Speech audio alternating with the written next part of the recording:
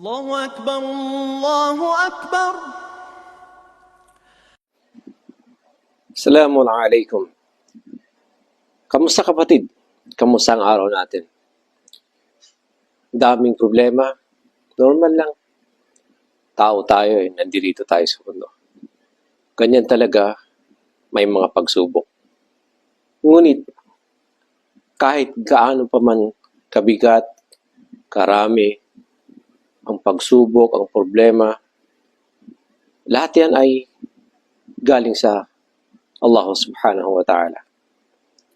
Pero ang pinakamabigat na problema natin ay yung palagi natin siyang nakakalimutan. Hindi tayo tumatawag sa Kanya. Hindi tayo nagdarasal. Nakalimutan natin na siya lamang ang tanging solusyon sa lahat ng ating problema. Kapatid, sabi ng Panginoon, "Fadhkuruni adhkurkum." Banggitin ninyo ako, magdikir kayo sa akin, at nandiyan ako kaagad. Tumawag kayo. Nandirito ako. Handa akong makinig. Humingi kayo ng kapatawaran, at kayo ay patatawarin ko.